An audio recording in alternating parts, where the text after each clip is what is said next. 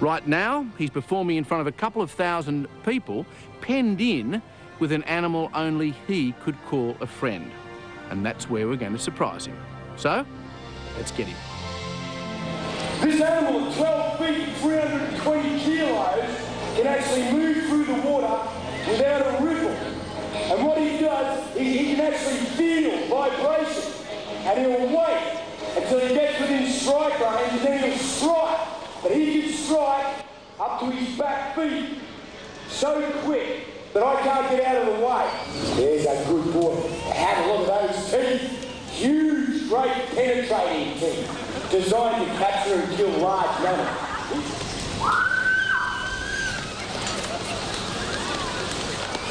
Come on. You're in trouble there, mate.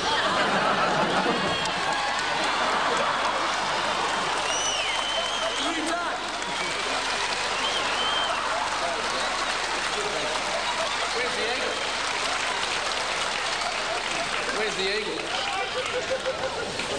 Ladies and gentlemen, we asked the eagle to delay its flight, basically so we can say to Steve Irwin, this is your flight.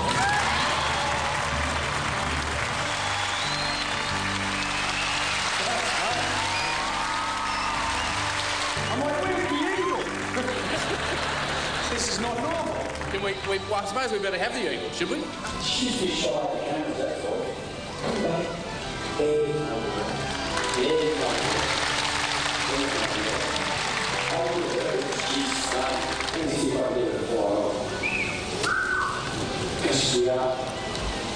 Thank you very much for...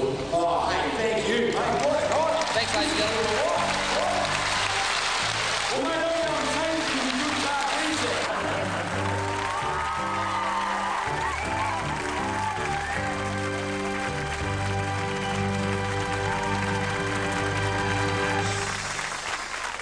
Go your way.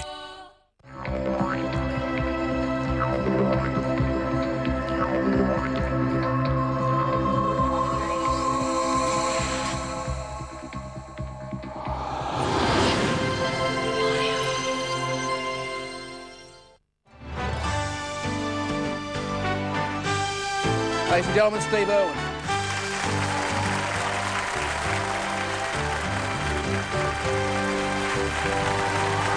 Half the family here in the front row here. Yeah, mate, yeah. Mate, take a seat. Thank you. Stephen Robert Irwin. You're born on the 22nd of February 1962 in Victoria, sharing the same birthday as your mother. You're the second of three children to Lynn and Bob.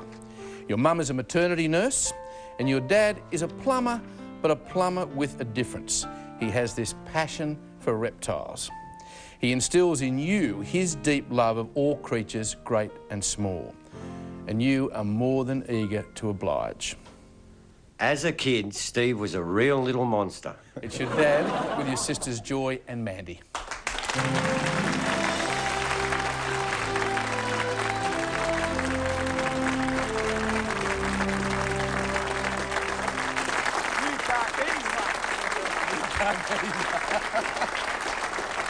New car keys. Yeah, I've never seen him in new stuff for quite a while.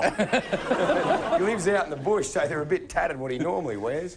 He could have ironed them though, Dad. Thanks, Steve. Well, was he really that bad as a kid? Worse. The worst, was he? Worse. Was he? Why? What did he get up to?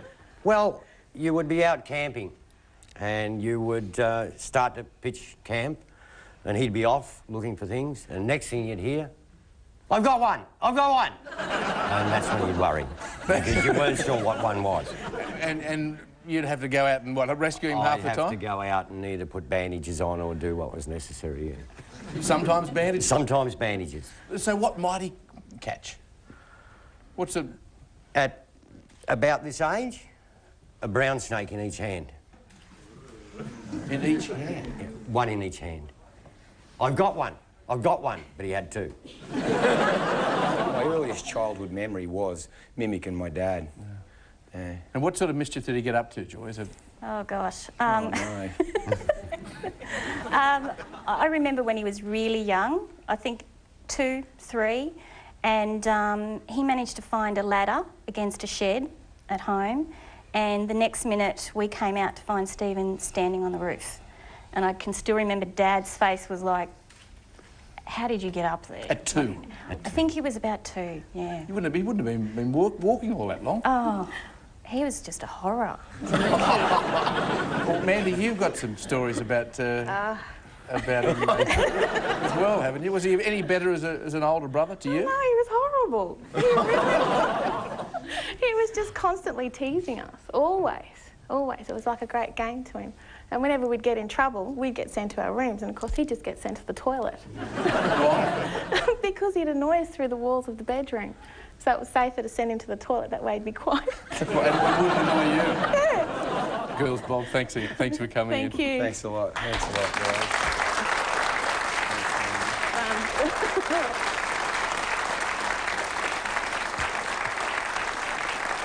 Steve, for your 6th birthday, your parents present you with your first snake. It's a 4-metre scrub python you call Fred. But you couldn't play with him, could you? No, as he grew, he got to a point where he was too dangerous and would have constricted me and attempted to eat me. You're eaten by your own pet? Yeah, pretty well. Well, at 7, your lack of fear almost does cost you your life when, again, you try and capture your first brown snake. I think this was just a single brown snake at this stage, one of the most deadly. Fortunately, your dad is there to pull you out of harm's reach, but that's not the only time that you needed someone to save you. I saved your life too. Recognise the voice? No. You haven't seen him for 32 years. That'd probably answer everything, wouldn't it? He was your next-door neighbour. John Gresty. John Gresty,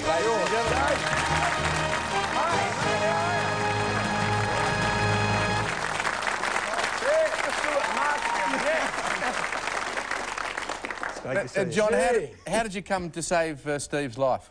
Well, back when we were kids, and Steve and I used to spin around on the clothesline, and Steve's mum Lynn was always going crook at us about doing that.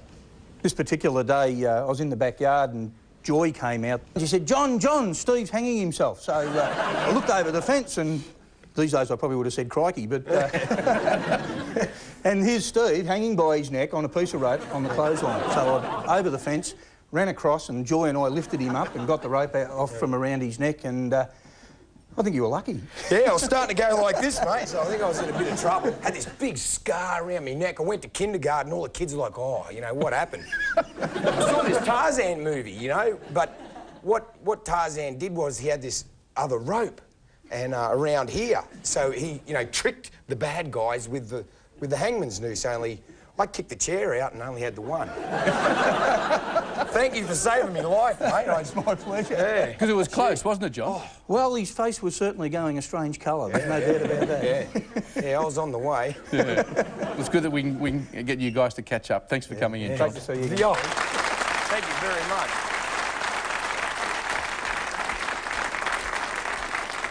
And after the break, the real adventure begins for Steve Irwin. Hey Steve, Kelly Slater here down at Bells Beach. Just down here surfing the event. Otherwise I'd be in Brisbane with you guys to celebrate your day. So congratulations, amazing life you have. You're such an inspiration to so many people. People are always asking if you're that excited about life as you see him on TV, and you know, Steve really is. He's just so stoked with everything he does. So pumped up about everything, and it's not an act, it's not a put on. The guy is he's that happy. He's enjoying his life that much. So, you know, it's an inspiration to see someone have something that they do for a job and for work that is what they love beyond everything else. So, congratulations, amazing.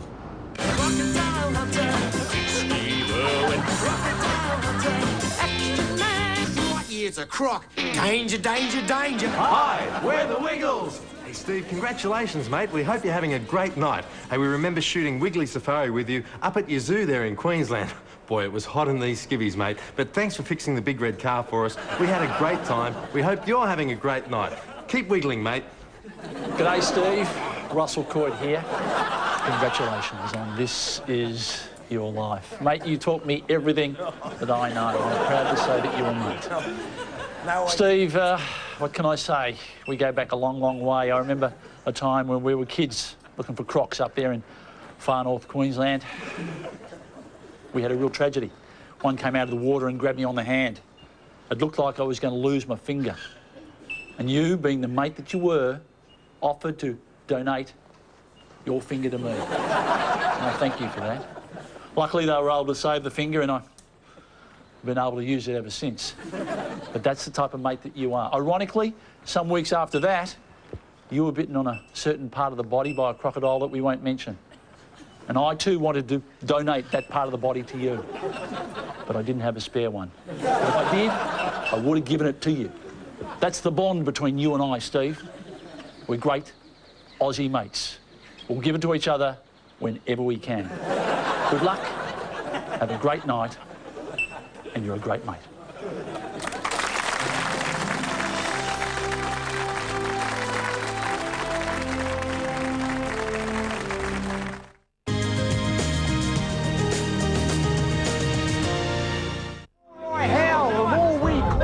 The more excited we get, the more excited they get. It was a beautiful experience. In fact, I would say it would be one of the greatest wildlife experiences I've ever had in my life.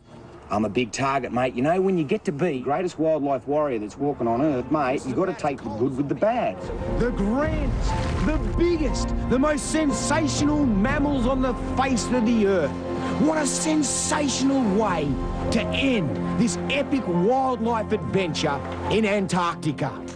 Welcome back as we chronicle the life of wildlife warrior Steve Irwin. Steve, by 1970, the family home is almost at bursting point. The house is overflowing with sick and orphaned animals. Your dad's collection of snakes alone is quickly outgrowing the whole house. So your parents do what they have wanted to do for years, and that is to open a wildlife sanctuary here in Queensland. At your new home, you're taught how to handle snakes, and at 9, you straddle and restrain your very first freshwater crocodile. Do you remember that? Yeah, I sure do. It was absolutely exhilarating. I think that was a turning point in my life. Yeah, I've been jumping on them ever since. Ever since. Yeah. Well, you spend the next 14 years honing these unusual skills that will one day lead you to becoming the crocodile hunter. At 23, you begin working for the East Coast Crocodile Management Program, and with only a net trap, a little tinny, and your dog Chili, you catch and relocate protected crocs that are threatening communities. Your tales of close shaves are so unbelievable that your dad sends you a camera to capture it all on video, even the near-miss blunders. Oh. And he hadn't secured, although he got this crocodile back to camp, ready to put into a crate, she was still in the trap, but she hadn't been secured. Her mouth hadn't been secured.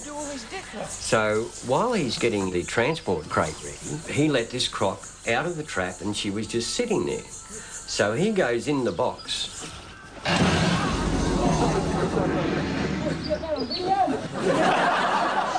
Thanks a lot. What that crocodile did to me, Suey. That's Cookie. Dad always said he'd get bitten. Just wait and see. It's cane farmer Steve Acanero and National Parks Rangers Barry and Shelley Lyon.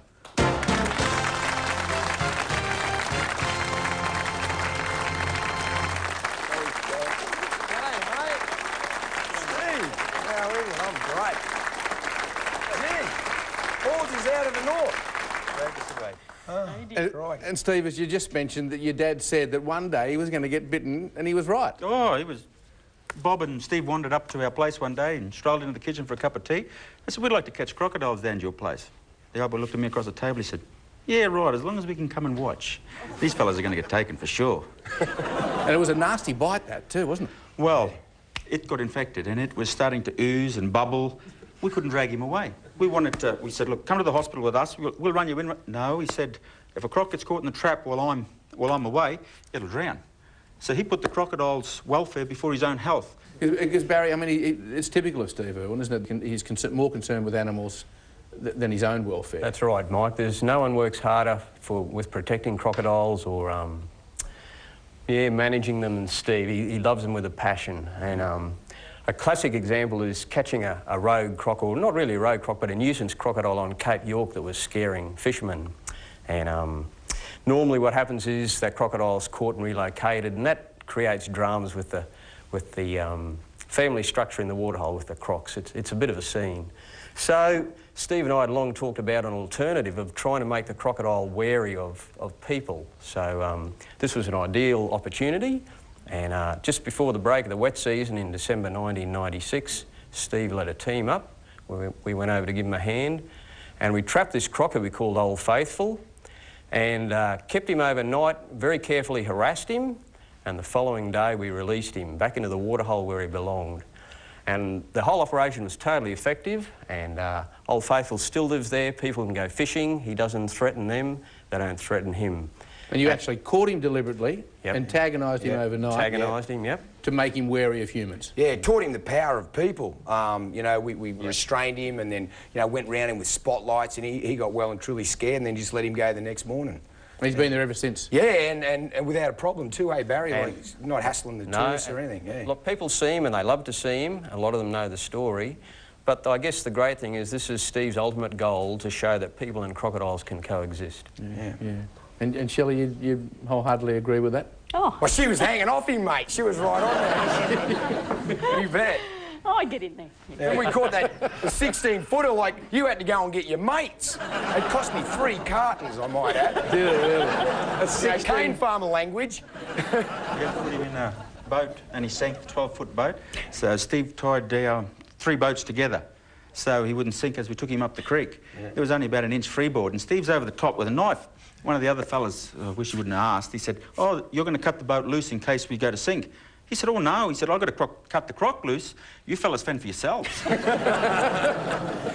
thanks for coming in. Thank you very much. Yeah, thank you so much. Hey? Thanks. Great to see you, mate. What a big trip for you.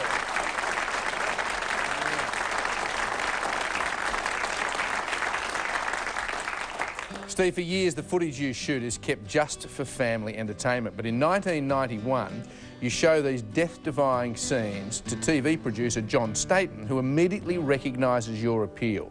He joins you now, along with television host Jackie McDonald.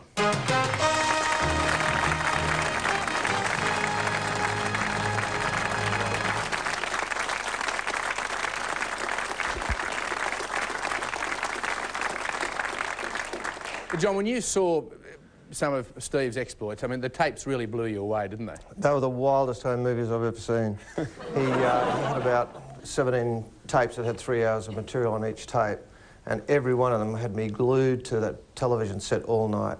And I have to tell you that it started a whole new genre of wildlife television documentaries. We've started a trend worldwide, and it's been a roller coaster ever since. And did you recognise his appeal when you first saw the tapes? Oh, yeah.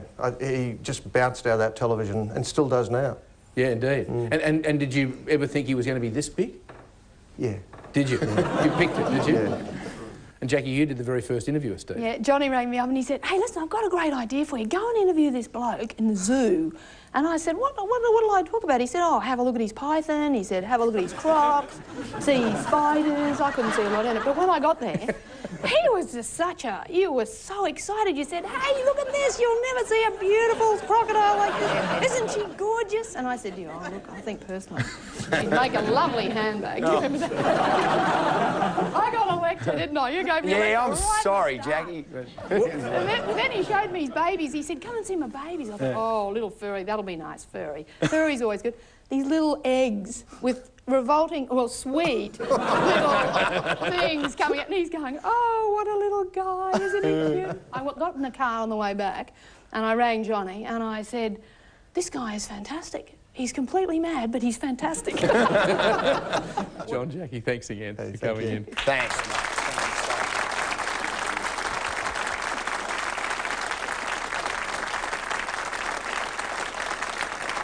And after the break, Steve Irwin takes his unique style and enthusiasm to the rest of the world. It's The Tonight Show with Jay Leno. He's here tonight with some great animals. Please welcome Steve Irwin. Oh, yours, mate. What are you doing? Go on. You're trying to kill me and take my show. Oh, she's peeing on you. See that there? Oh, that's what it is. That's the pouch? No, that's his testicles, mate. Oh. Steve, it's Jay. Steve Allen. It's Jay here from The Tonight Show in America. This is your life tribute. I don't know what your life is, but apparently this is it. I'm sorry I can't be there in person, but I got this day job. But the people here are very excited. Folks, you're excited about that? Look, they're going up.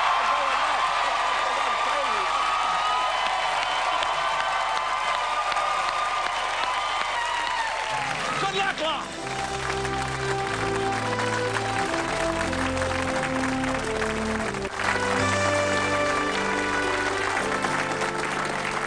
Welcome back as we examine the life of conservationist Steve Irwin.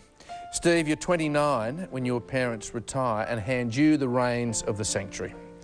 You immerse yourself in the daily running of the zoo until an American tourist catches your eye during a routine croc demonstration. He was like Tarzan and Indiana Jones, all wrapped up in one. It's your beautiful wife, Terry, and son, Bob.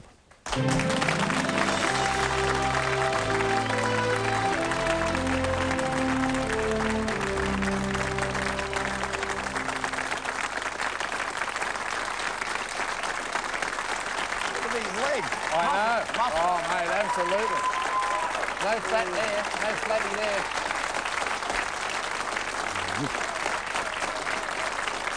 So, Terry, Tarzan, Indiana Jones, you fall for him straight away? Oh, absolutely. I went in... Here, hold this for me. Oh, yeah. I got you, Bob. I got you, Bob. I went into Australia Zoo as an innocent tourist straight from America. And I heard this guy doing a crocodile demonstration, talking about crocodiles like they were beautiful, wonderful mothers and passionate lovers and all these attributes I'd never thought of connecting with crocodiles. And then I went and saw him doing the demo, and here he is holding out a piece of food while this monstrous croc just launched from the water, nearly taking the buttons off his shirt, calmly feeds it, and he's like, yes, so that's a saltwater crocodile. And as he's bent down to grab another piece of food, I noticed those shorts. Those shorts. And I thought, here's someone I would like to talk to. Is that right? Yeah, so after the crocodile demonstration, I approached Steve and said, what do you reckon? And we just hit it off. It was absolutely love at first sight. Is that right? It was wonderfully. Have a look at this. Steve, you and this little fella caused quite a controversy last year. Boy, did we ever. Did you ever? Oh, yeah. Are you sorry you did it in front of the cameras? Yeah, I am, mate. You know, it's kind of odd. My daughter, Bindi, has grown up exactly the same way Bob has and or will. And, yeah, I got scolded for something that was just routine for me. And now I do regret scaring people. And I certainly regret having a camera there, and I'll change that. Yeah, yeah. I'll fix that right up. Isn't he beautiful? Because I love my little Bob. Little Bobby. Terry, please, take a seat with Steve. Thank you. Mate.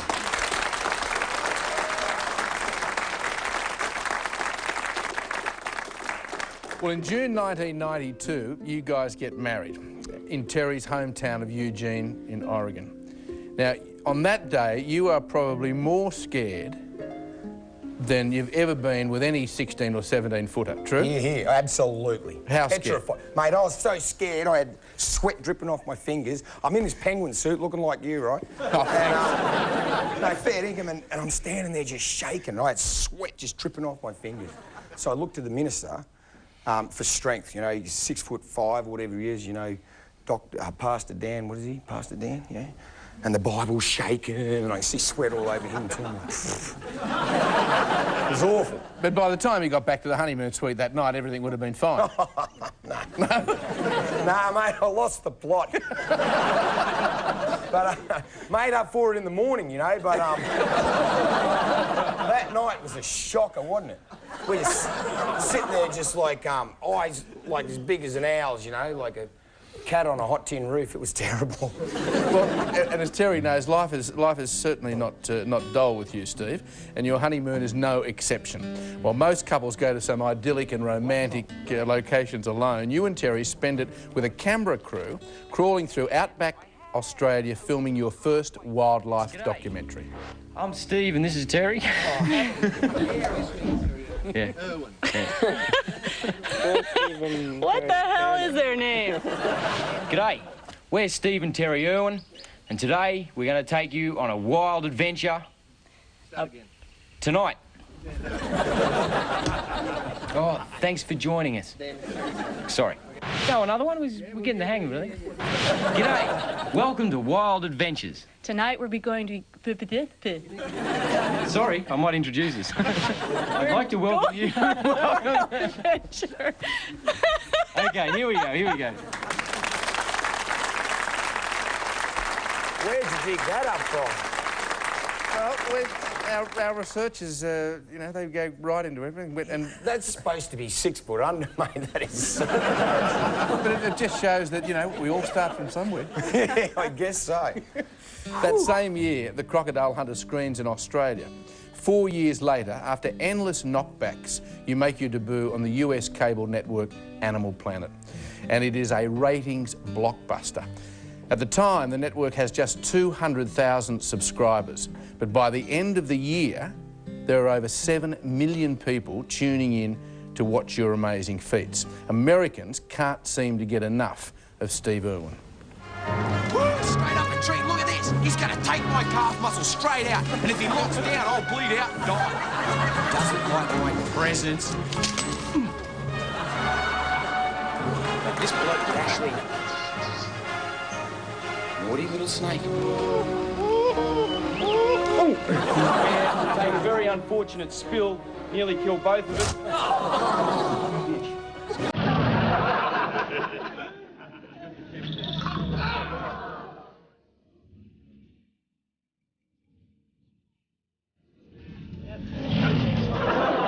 In actual fact, this is the only species of snake in Australia that can... Well, maybe they do bite.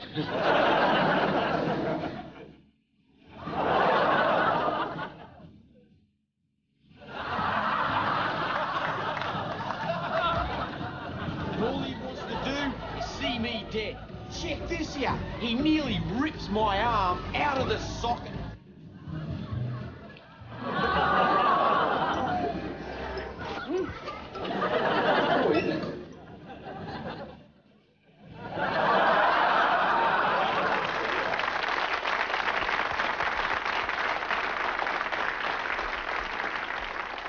But by far, for you and Terry, your most impressive production is the birth of your daughter Bindi Sue in 1998. Yeah. And of course, it is all captured on video. Oh, sorry, Terry. She's grabbing hold of my arm, my thighs. You know, I had bruising after it. She was grabbing hold that hard. Anyone that's given birth, gee, you know what it's like. It's an incredible experience and quite an amount of pain.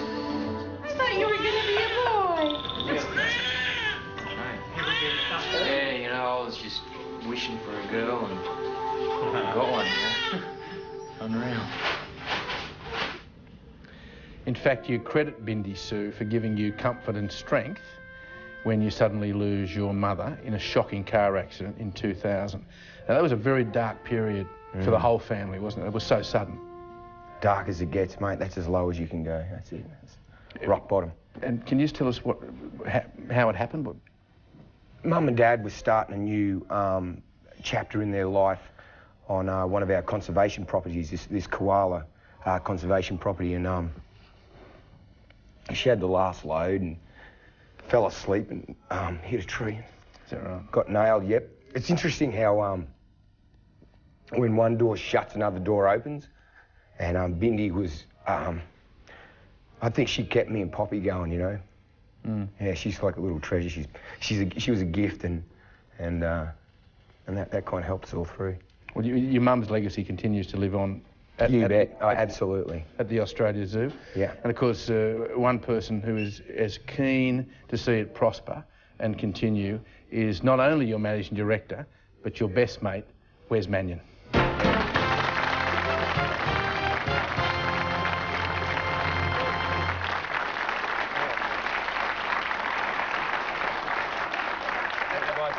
Yeah, no bad stories, mate. Well, you're part of the family, really, aren't you, Wes? I am, mate. He's my brother that I never had. Yeah. Is that right? Yeah, oh, absolutely. We've been through the thick and the thin of it all. He saved my life a couple of times, and I got to return that favour of recent. And, That was the flash flood? Yeah, we had this really bad flash flood, and we had to get inside the crocodile pen and clean out the fence line before they went over, which was just one of those things that happened, one in a million.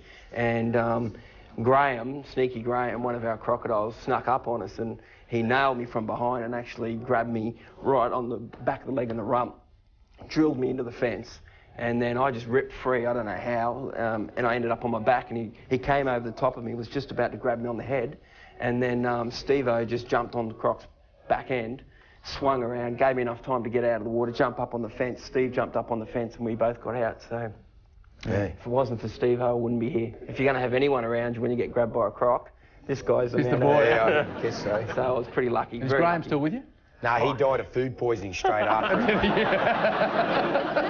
And you know what? Like you grabbed him on the bum too, eh? Because there's lots of meat there. Yeah, right? lots of it. Didn't hit any bone. No. Crocasuction. But you've been with the family, what, since you were 14? Yeah, since I was 14, I walked into the zoo as a reptile nut, and I met Steve and Bob that day, and that was it. It was just like... Isn't that fantastic? Kindred spirits. Yeah. It was just... And they haven't got rid of me yet. Yeah. You weren't such a kindred spirit, though, when you first came in. Yeah, I was trying to crack onto the vet's daughter. And so I'm like, oh, you know, have a look at the alligators and stuff. And he's this kid, like, you know, get out. Oh, he must be with the chick I was trying to crack on. Excuse me, though, babe. And it was a long time ago. And anyway, oh, you want to come and see me snake room, you know? I thought if I could get her in the snake room, I might be able to hang on her. And went into the snake room, and this little bugger's come through the gate into the snake room, and I'm like, you know, and he's like, oh, wow, look at this, look at that. And I'm like, just didn't have a chance. No. So I never got a crack at the vet's daughter. I ended up with Wes. We've been together ever since. Wes, thanks very much, mate. Yeah, thanks, mate. Thanks.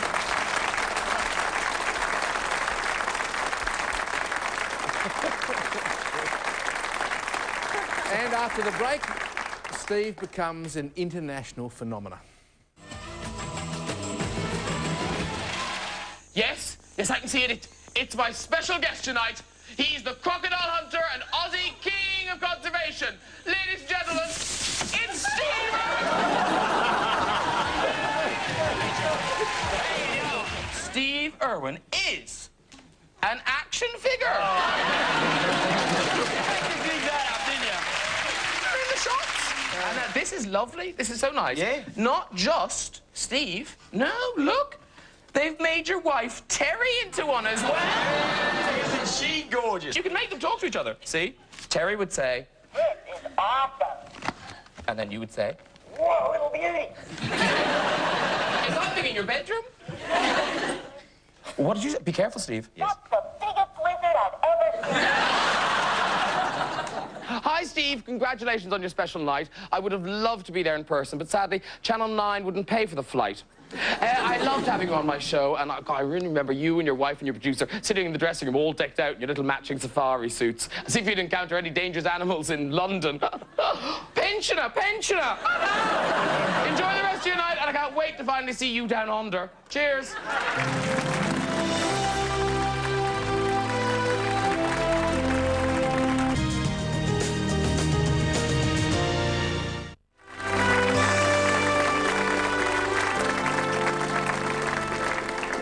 Welcome back as we honour the life of crocodile hunter Steve Irwin.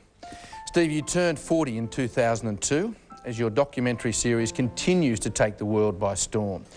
Your theme of conservation to protect the planet's most dangerous and endangered species is now reaching over 170 million people around 70 countries in the world. And it's now Hollywood entices you to make the move there, and you make the movie called Collision Course. Right? This croc is never gonna give up. Oh, no! Oh, Christ! Stuck!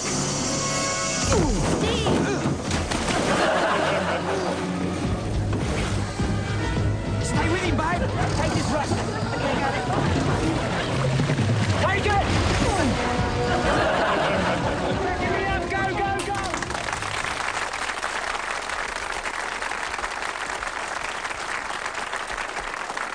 And one of the movie's stars is, ladies and gentlemen, please welcome Magda Szubanski. Hey!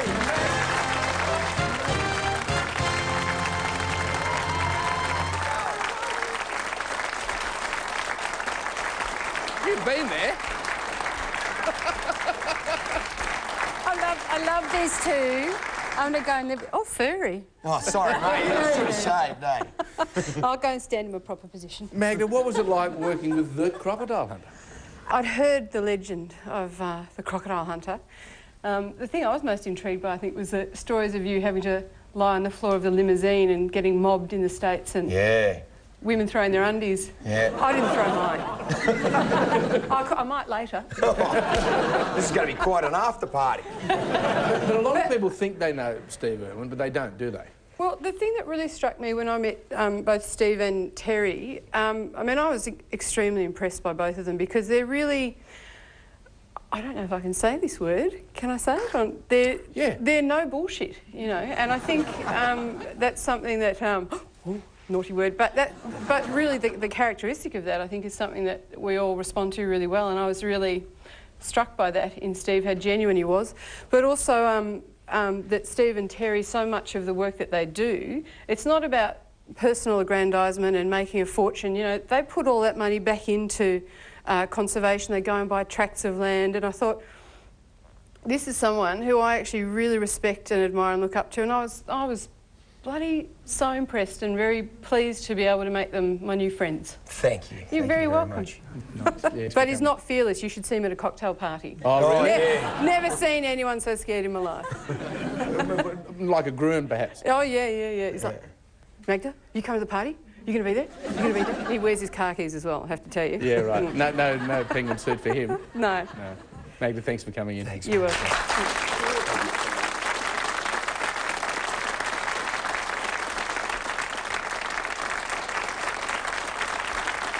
Steve, this year you're voted one of the most intriguing people in Australia, and you get to pose with some of the most glamorous women in the nation, including Sophie Monk.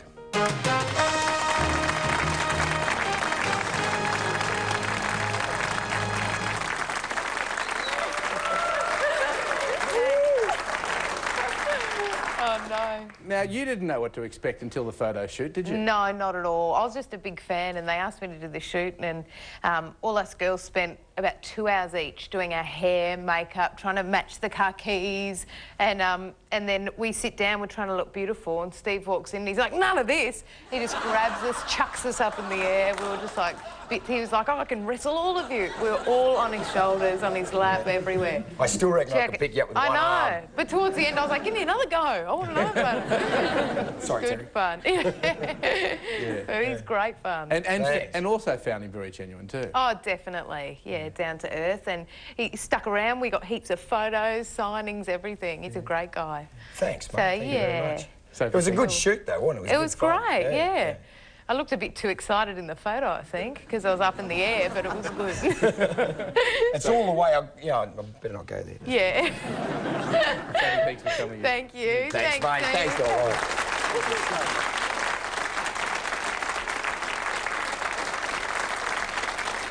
And after the break, a few more surprises for the crocodile hunter, Steve Irwin. G'day, I'm Steve Irwin, crocodile hunter, and this is my zoo. Hey, I'm Steve Irwin, I'm the crocodile hunter, and this is my zoo. Steve, I thought this was our zoo. Hey, it's not your zoo, it's our zoo. Great, mate, it doesn't matter whose zoo it is, it's going to be insane. Let's go. So you can see it, okay, he's looking, Yep, he's looking. Come on, champ. Back up. There you go. Duh. Good work.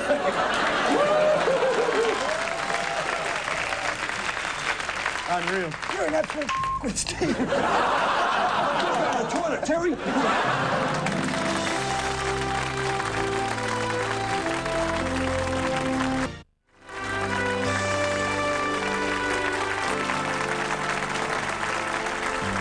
Welcome back to the life and times of Steve Irwin. Steve, just last year, you and Terry make plans to add another addition to your family, and desperately wanting to conceive this beautiful, beautiful little boy. Yeah. You both go to extraordinary lengths to make this happen. Oh, yeah. True? True. How far? Mate, I'm wearing undies today. It's really good. Because where I go, things go up there and bite you.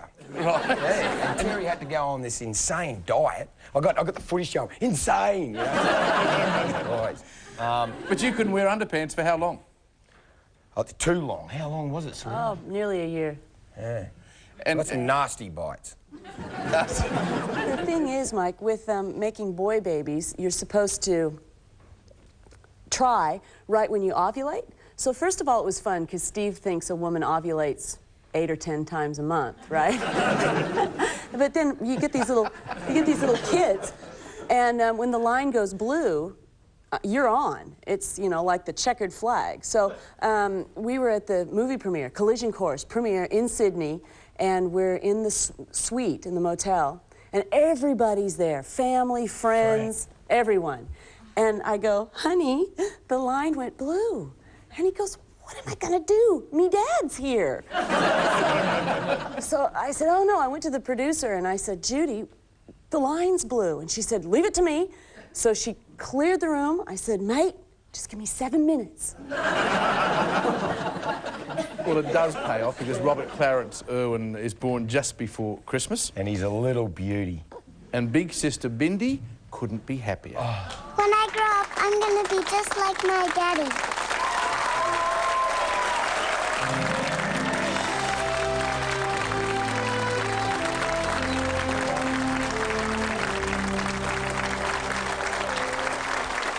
My girl.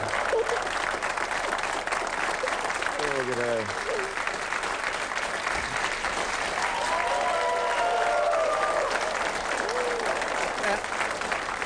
Bindi, you said you want to grow up just like Mummy and Daddy, huh? Yes. Why? What do you want to do?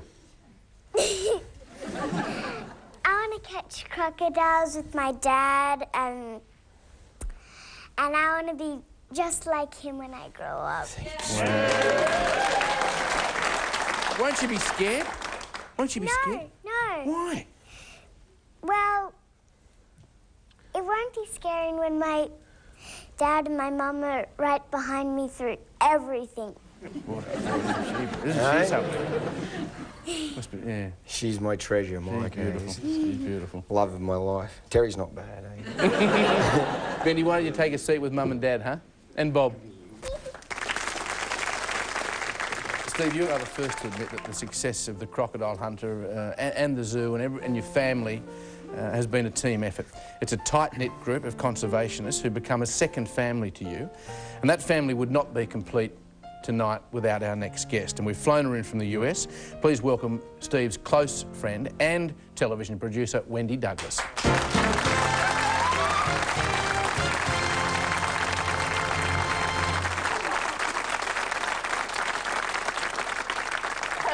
What a success he's been, huh? A huge success. Steve is so special on just so many different levels. What he does to bring wildlife conservation to the world is just incredible. And I, being a part of the Croc Hunter family, I just feel so proud and honored to just be a part of it. He's just, he's a legend. He's just, his enthusiasm, the way he touches people's lives is just, it's amazing. And Americans love him too, don't they? Adore him. He is huge in America. I mean, how could you not? Just his enthusiasm and the way he is on television is truly the way he is in person. It's like the first time I met Steve, it was like a big TV screen was around his face. He's just the life. You know, when I wake up in the morning, I have to have like 2 or 3 lattes to wake up. Not Steve. He's just always just full of life. It's like a natural high. Yeah. So. Wendy, thanks for flying out. Thank you for letting me be here. Welcome. Very much.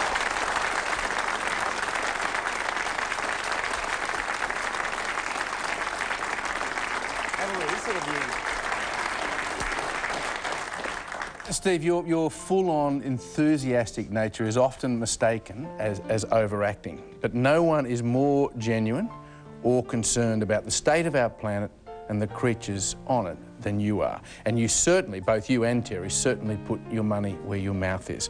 And at the same time, have given tens of millions of people around the world so much enjoyment. Steve Irwin, this is your life. Thank you.